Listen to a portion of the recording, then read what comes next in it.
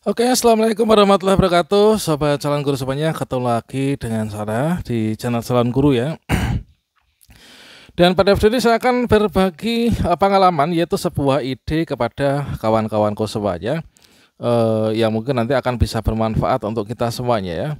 Nah, jadi di sini saya tuh memiliki kolam yang ada di halaman, yang ada di depan rumah ya. Tepatnya di sini adalah di depan rumah, yaitu di sampingnya garasi dan juga di sini dapur, teman-teman. Di sebelah sini ada kamar mandi ya. Nah, di sini kita memiliki kolam yang untuk saat ini kita berdayakan untuk memelihara ikan lele ya. Coba ikan lele ini apakah dia tuh mau makan? Nah, ternyata mau makan ya, lahap banget, teman-teman. Oke, di sini untuk usianya sendiri dari lele saya ini sudah sekitar 3,5 bulan ya. Jadi sudah waktunya untuk ya dibuat pepes, digoreng atau mungkin juga untuk dibuat pecel lele ya. Ini sudah saatnya, teman. Karena perkiraan ini kemarin saya mengambil itu adalah isinya itu 1 kilo, isinya 10 ekor, teman. Dan bahkan kemarin tuh ada yang 8 ekor 1 kilo ya.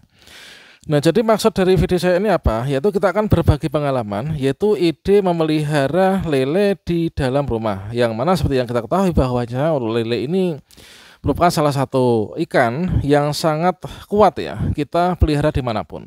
Nah, tentunya di sini nanti akan bisa menambah nilai ekonomis untuk kita, teman-teman ya. Nah, itu. Nah, kira-kira informasinya seperti apa? Silahkan simak video ini sampai selesai. Oke, sobat-sobatnya, jadi di sini di dalam rumah saya ya, di dalam rumah saya tuh jadi di sini emang ini belum saya cat ya, belum begitu jadi, teman.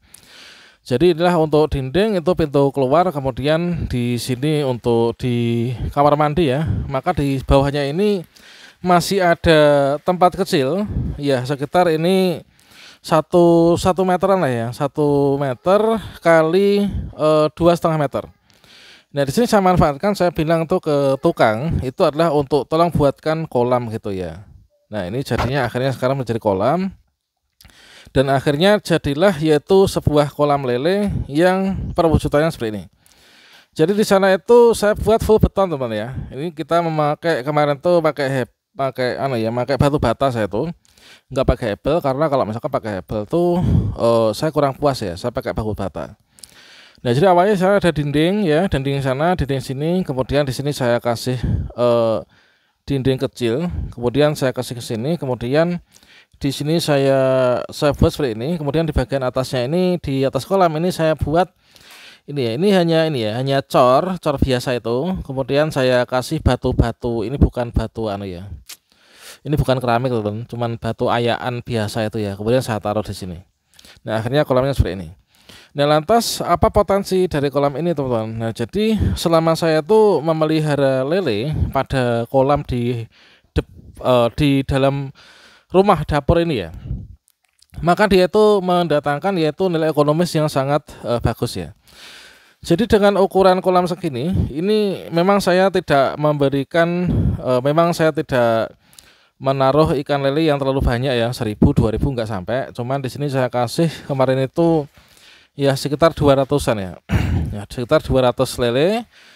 Kemudian dalam jangka waktu sekitar sebulan pertama, maka di sini kita saring.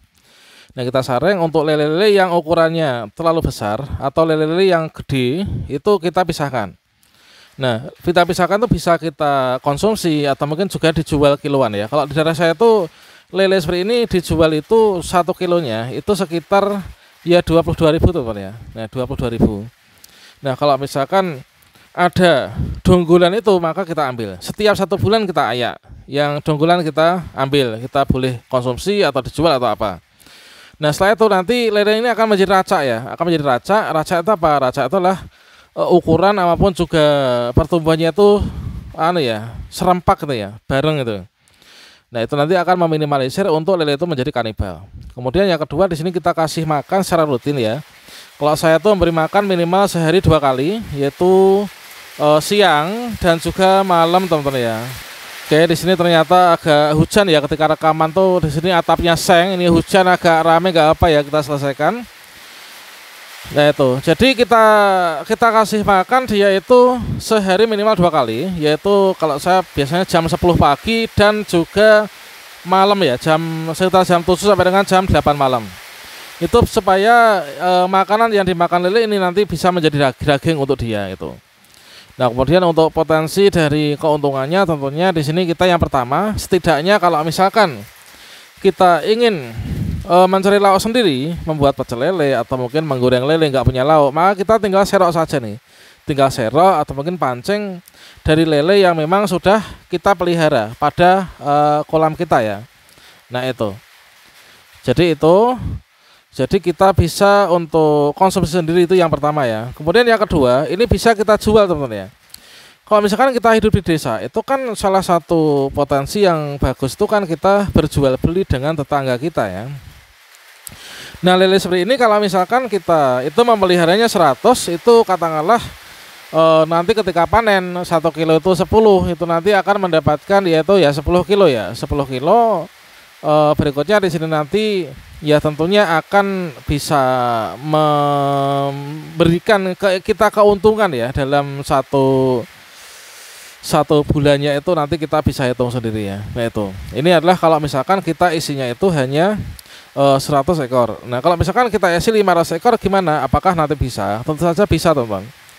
Nah, tentunya di sini nanti kepadatannya akan bertambah, namun juga untuk air ini juga seyogyanya ini sering-sering agak diganti gitu ya.